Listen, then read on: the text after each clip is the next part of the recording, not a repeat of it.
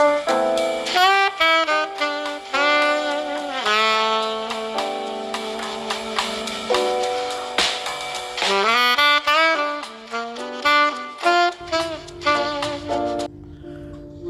shalom Bapak, Ibu, suami, istri yang sedang mengadakan honeymoon yang kedua.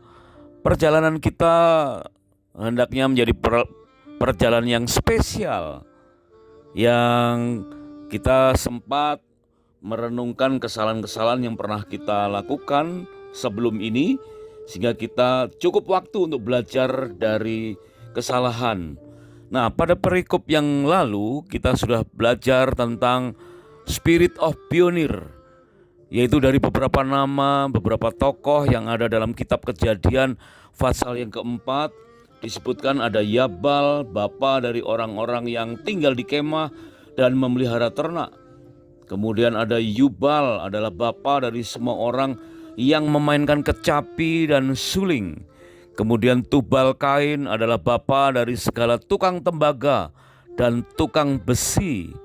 Kemudian anak-anak Nuh disebutkan bapa dari Kanaan. Sedangkan Nuh sendiri disebutkan sebagai orang yang mula-mula, ya, atau dapat pula disebut sebagai bapa dari orang yang bertani atau berkebun dengan membuat kebun anggur. Itu termuat dalam Kejadian pasal 9 ayat 18 sampai dengan 20. Sehingga dari nama-nama ini kita bisa menyimpulkan bahwa mereka-mereka itu adalah nama-nama yang tertulis di Alkitab sebagai pionir atau sebagai pelopor, orang-orang yang pakar. Dan ternyata di zaman modern ini pun ada banyak tokoh-tokoh sebagai pionir-pionir, orang-orang yang pakar, bahkan penemu-penemu. Ada beberapa nama yang kita pernah pelajari, yaitu Martin Cooper, Bapak ponsel. Kemudian Ed Robert, Bapak komputer atau PC, ya, komputer personal. Tetapi mereka kurang dikenal, bahkan lebih dikenal Bill Gates, yang pada saat itu Bill Gates disebutkan mengembangkan menjadi software komputer yang kita semua sekarang ini memakainya. Jadi boleh disimpulkan bahwa nama-nama pelopor cenderung tidak lagi diingat kembali, tetapi nama penerus atau peniru itu justru bisa bertahan lama dan sangat berhasil. Nah, dalam hal pernikahan, dalam hal rumah tangga, kita tidak perlu lagi terobsesi hanya sekedar ingin menjadi pionir atau menjadi pelopor. Mungkin saja kita cukup berhasil jika kita sekedar menjadi peniru saja. Ya, sekedar artinya apa? Bukan sekedar ya sekedarnya, ya, tetapi meniru sesuatu yang baik dari orang lain, terutama meniru hal-hal yang baik yang tercantum dari keteladanan Tuhan Yesus. Sebagaimana kitab Kejadian mencatat sampai dengan seluruh perjanjian lama, dikatakan tidak ada satupun nama tokoh-tokoh di Alkitab yang dapat kita teladani seumur hidupnya, kecuali Tuhan Yesus. Sebab itu kita perhatikan keteladanan Tuhan Yesus dari saat awal-awal pelayanannya, keadaan zaman saat Yesus kecil sebelum dia lahir, bahkan sebelum dia lahir, keadaan bangsa Israel didahului dengan situasi yang serba rumit. Ada dalam penjajahan tentara Romawi, di mana Tuhan Allah tidak berbicara kepada manusia dengan cara apapun. Jadi selama 300 sampai 400 tahun itu disebut sebagai abad-abad yang hening atau the silent years. Maka tahu-tahu mendadak muncullah Yohanes Pembaptis yang menegur seluruh bangsa Israel untuk bertobat dengan bukti bersedia dibaptis. Tetapi secara tiba-tiba pula datanglah Yesus untuk memberi dirinya dibaptis. Tak lama kemudian Yesus tampil untuk merekrut para murid dengan cara yang tidak lazim. Inilah pionir yang perlu kita teladani. Ada dua orang murid yang dari Yohanes Pembaptis, yaitu Yohanes anak Zebedeus dan Andreas. Melihat bahwa pintu masuk yang baru sangat menjanjikan, perbaikan bagi masa depan bangsanya, terlalu indah untuk diabaikan setelah mendengar sang pendahulu menyebut Yesus sebagai anak domba Allah. Di dalam Yohanes pasal yang pertama ayat 35 sampai dengan 37. Demikian pula pertemuan dan ajakan Yesus bagi Petrus dalam Yohanes 1 ayat 40 yang dengan spontan ditanggapi oleh Petrus. Ini merupakan cara yang sangat pionir. Mereka yang kemudian kita kenal sebagai murid-murid Yesus ini tidak menuntut status kelak akan disebut sebagai pionir atau tidak, atau lebih tepatnya belum melihat Yesus sebagai pionir dalam kegiatan saat awal tersebut. Ternyata benarlah dugaan mereka. Yesus bukan hanya sebagai pionir, dia lebih dari sekadar pionir dan bahkan dapat dijadikan sebagai teladan dalam segala hal kehidupan. Nah, Bapak, Ibu, suami, istri yang sedang mengadakan honeymoon yang kedua, kita belajar lebih dalam tentang the spirit of pionir, pionir zaman modern. Dan kita akan belajar apakah kita berupaya untuk menjadi pionir atau sekedar peniru saja. Dengan makna yang lebih luas dalam kehidupan kita, bukan sekedar seputar atau pesta pernikahan saja. Apakah keluarga kita kelak akan dikenal sebagai pionir ataukah hanya peniru saja dalam berbagai bidang? Apakah yang sesungguhnya terjadi dengan kedua hal tersebut? Apakah sebagai pionir atau peniru? Itu hanya soal perbedaan style saja. Apakah di antara sepasang suami dan istri mempunyai perbedaan style yang signifikan? Contohnya adalah perbedaan style antara yang suka dan tidak suka terhadap tantangan atau ketenangan. Nah, ini mungkin perlu kita teladani dari beberapa orang yang Tuhan izinkan hidup di sekitar kita. Keduanya, yaitu tantangan ataupun ketenangan, itu dapat terjadi terhadap dua kepribadian yang berbeda ataupun antara sama-sama ekstrovert, bisa sama-sama introvert. Misalnya saja, bagi yang menyukai tantangan, di saat pagi hari dengan matahari penuh, maka mereka akan mengatakan, cuaca cerah, seharian akan asik, kemana-mana akan lancar. Apabila pagi itu mendung, orang yang menyukai tantangan akan berkata, cuaca sejuk, adem, seharian akan nyaman dan tidak ada debu. Sebaliknya bagi yang tidak menyukai tantangan, ini berbeda style saudara ya. Yang tidak menyukai tantangan, jika pagi hari matahari penuh, akan spontan mengeluh.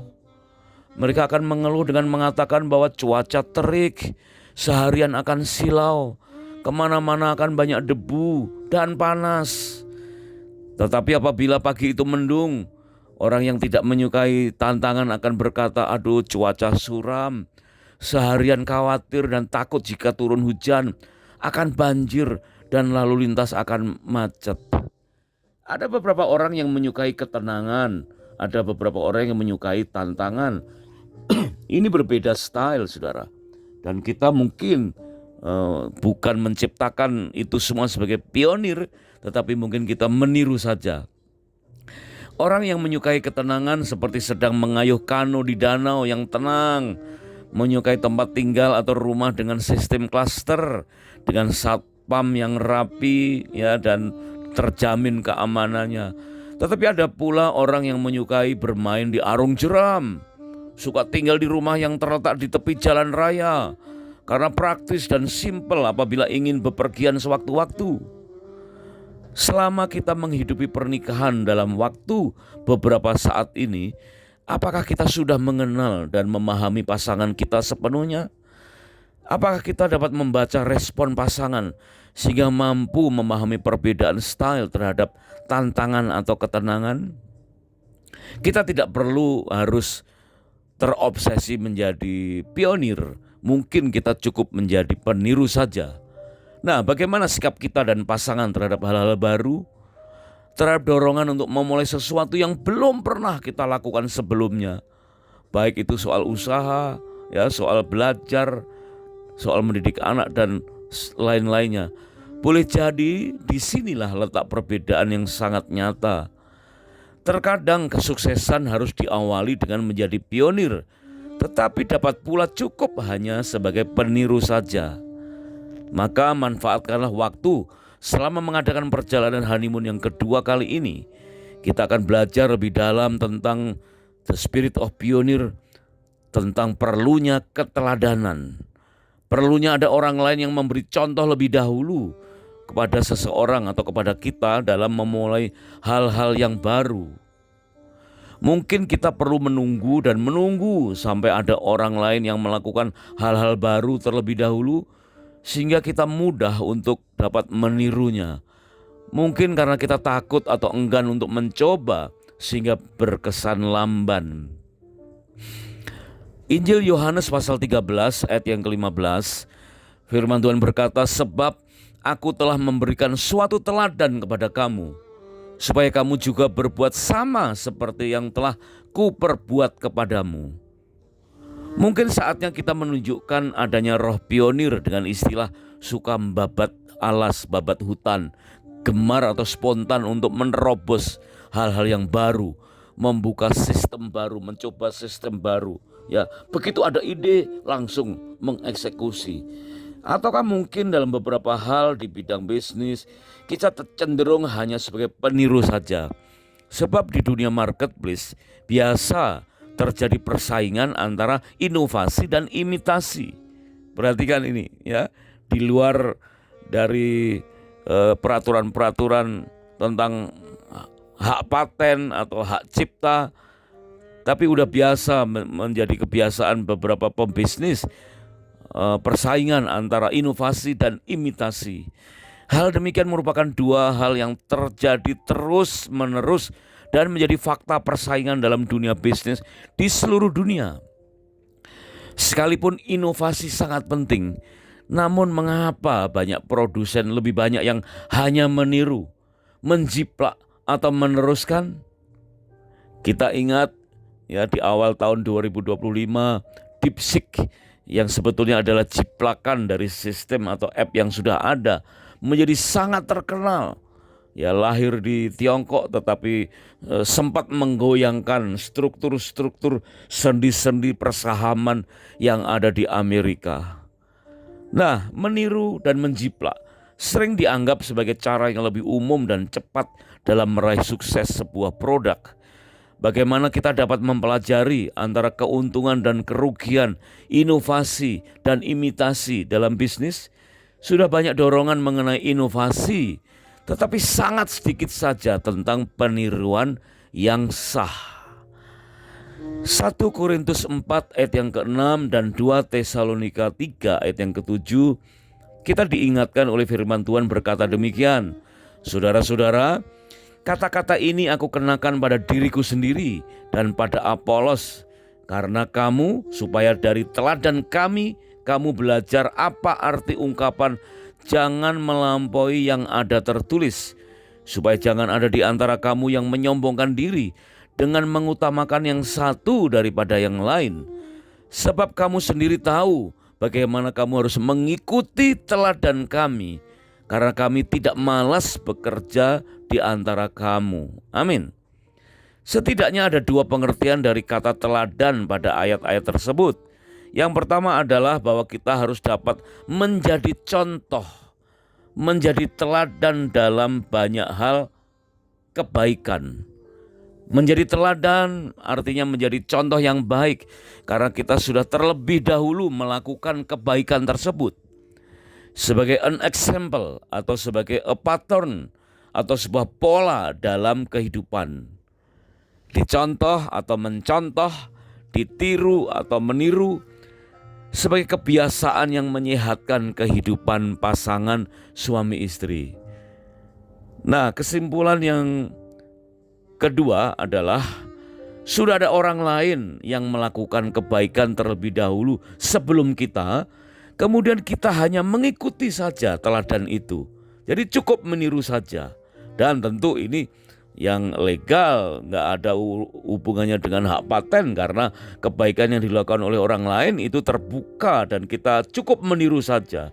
Meniru apa yang orang lain sudah lakukan. Sebab itu berwaspadalah di mana kita berada, di mana kita beribadah, di mana kita bekerja.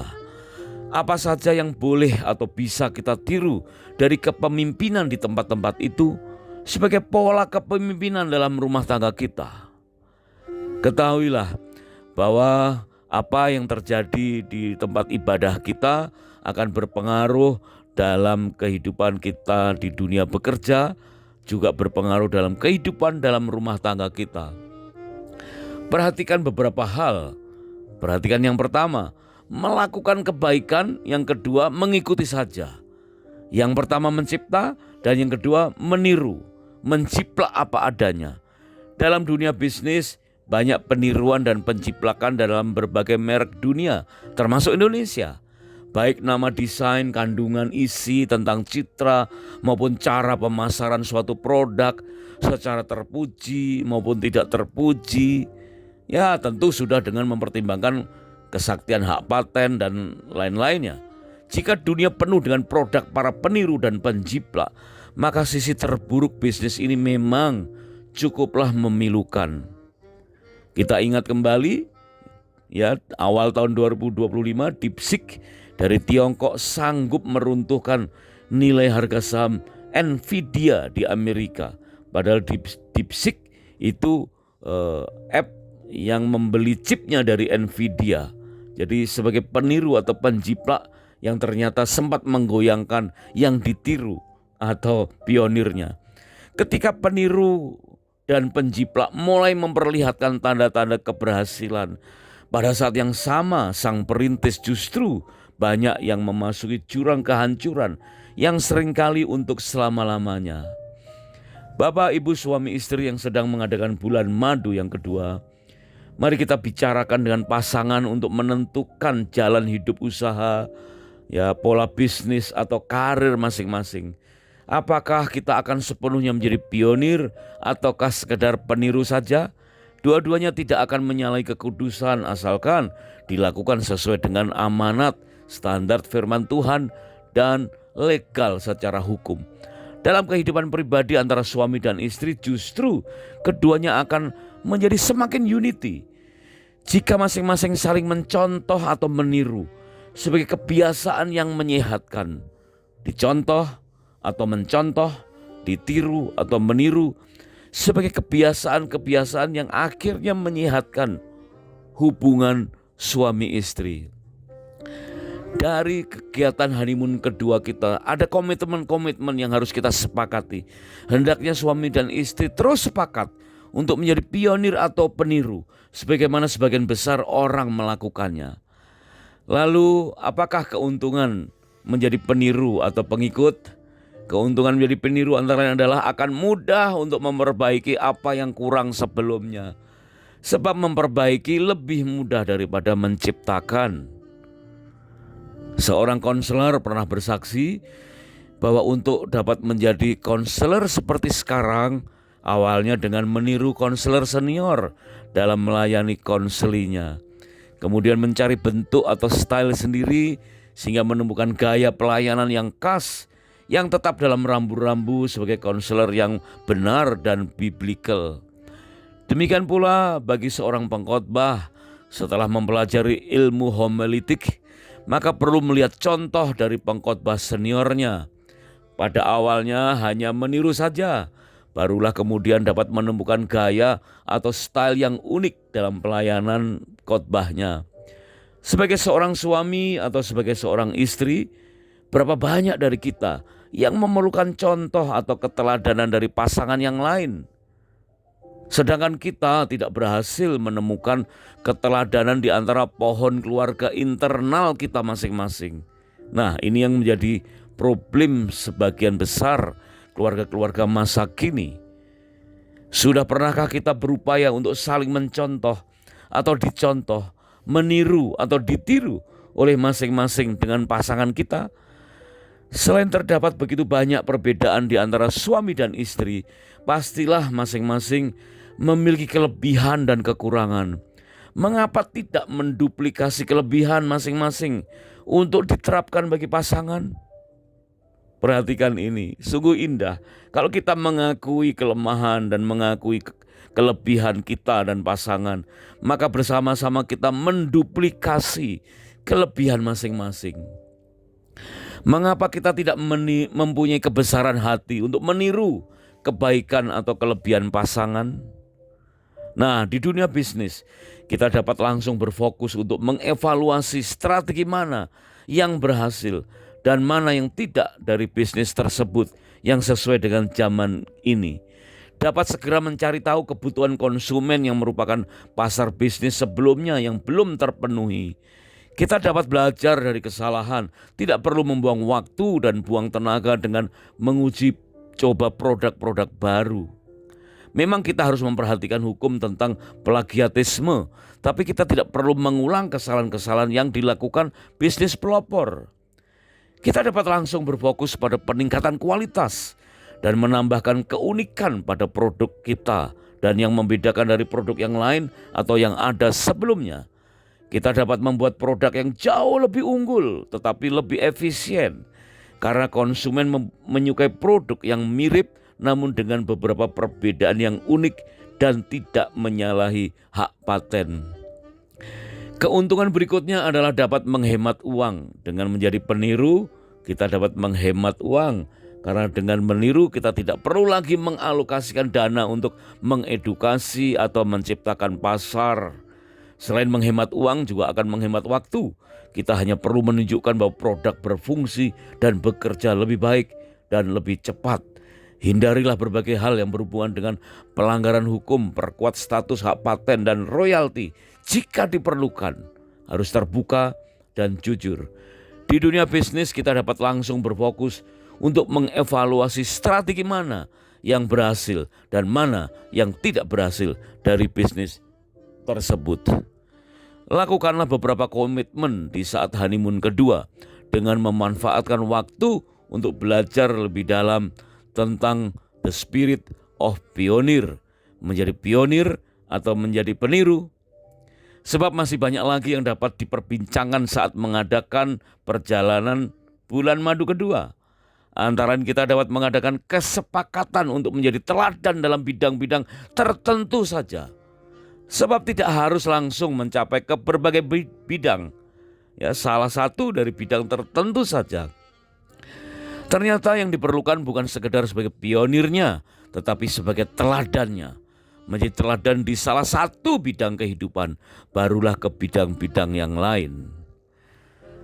Matius 5 ayat 40 sampai dengan 41 merupakan ayat yang sangat terkenal sebagai motivasi untuk setiap orang bertindak lakukan sesuatu.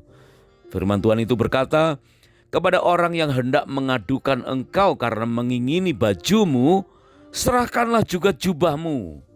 Siapapun yang memaksa engkau berjalan sejauh 1 mil, berjalanlah bersama dia sejauh 2 mil.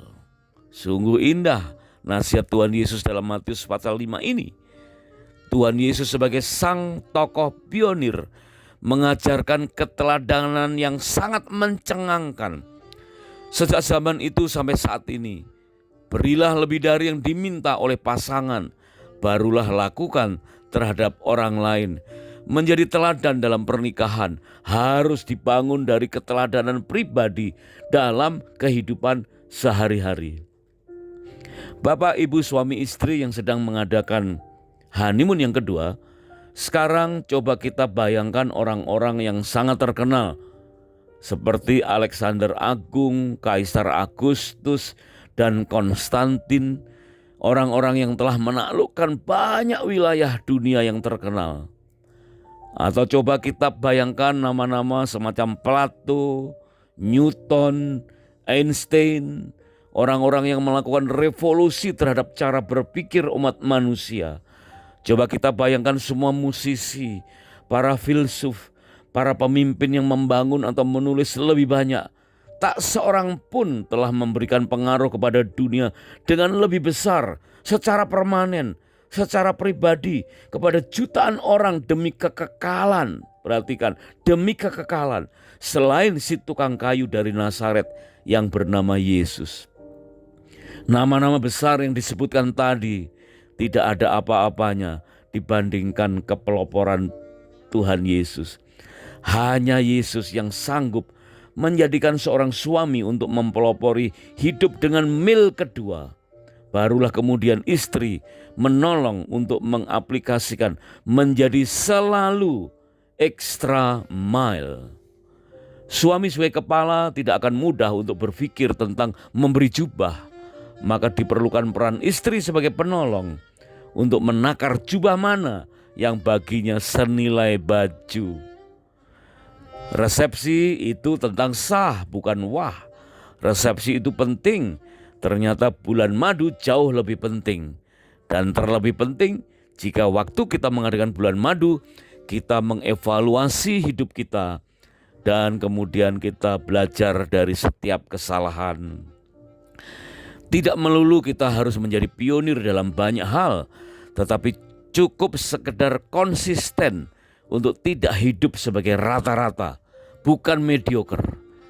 Kalau toh dapat berhasil menjadi pionir, jadilah pionir yang bukan hanya di bidang resepsi pernikahan saja, tapi dalam bidang yang bersifat lebih produktif. Setidaknya jika ada kesempatan untuk memberi pandangan bagi calon mempelai yang lain, berilah saran bahwa betapa pentingnya untuk mengalokasikan dana resepsi setelah tercapai kesepakatan tentang honeymoon. Kalau toh dapat berhasil menjadi pionir, jadilah pionir dalam menciptakan keharmonisan berumah tangga melalui honeymoon dengan pembelajaran yang benar. Jika ingin menjadi pionir, jadilah contoh untuk membangun family tree atau pohon keluarga yang sehat. Sangat diperlukan keteladanan dalam menciptakan pohon keluarga dalam waktu yang panjang, ketimbang hanya puas dengan mewahnya resepsi pernikahan. Resepsi itu tentang sah, bukan wah. Resepsi itu penting, bulan madu jauh lebih penting. Jadilah teladan bagi pasangan yang lain, bukan hanya sekedar ingin menjadi pendahulu atau peniru ataupun pionir belaka. Barulah kemudian prioritaskan honeymoon kedua untuk mengadakan komitmen berikutnya. Milikilah the spirit of pionir tanpa harus mabuk roh pionir. Sebab mabuk roh pionir itu bikin khawatir. Keluarga kita tidak harus menjadi seperti Yabal, Yubal atau Tubal Kain, ataupun pionir zaman modern. Asalkan tidak menjadi orang yang hidup dalam rata-rata, tidak mediocre, dengan berupaya menjadi rumah tangga kita sebagai teladan bagi yang lain. Mari kita belajar dari kesalahan yang pernah ada. Bapak, Ibu, suami istri yang sedang mengadakan honeymoon yang kedua, kiranya Tuhan Yesus memberkati pernikahan kita semakin harmonis, kokoh dan kuat menghadapi berbagai goncangan. God bless you.